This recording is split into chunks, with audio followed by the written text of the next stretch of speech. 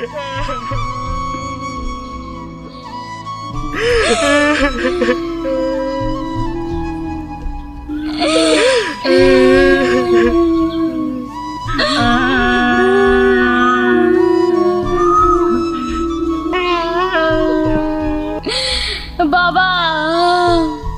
তুমি আমাকে সাইরা চলে গেলা।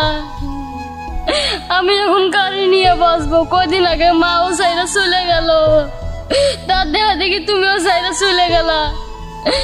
আমি এখন গাড়ি নিয়ে বসবো।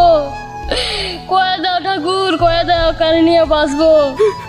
চাপ, খবরদার তোর ওই ঠাকুরের নাম মুখে নিবি না।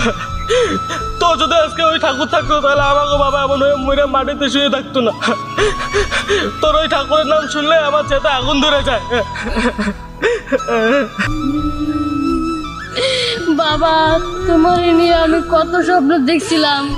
এই জীবনে তোমার ছেলে হয়ে কিছুই পূরণ করতে পারলাম না। আমি একটা অপারক ছেলে হয়ে থাইকে রইলাম, অপারক ছেলে হয়ে থাইকে রইলাম।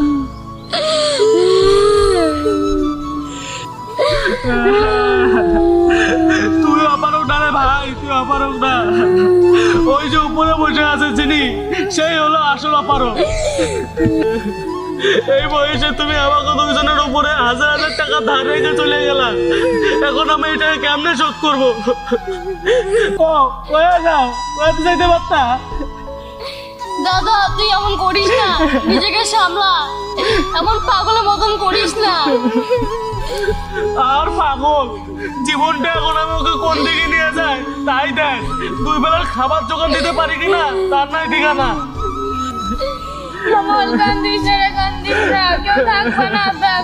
তোর এই উসমান দোল, তোর ভাইয়েরা তোর পাশে হামেশাই থাকবে।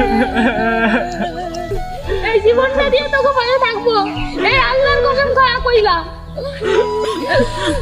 উসমান, আর যাই কো নাই কো, তোর ওই আল্লাহর কথা অন্তত আমাকে কইবি না।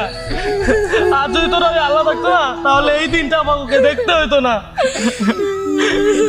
দেখলি তো কয়দিন আগে আমাকে মাঠা গেল, তার সপ্তাহ 20 দিনের মাথায় বাবাটাও সাইডে চলে গেল।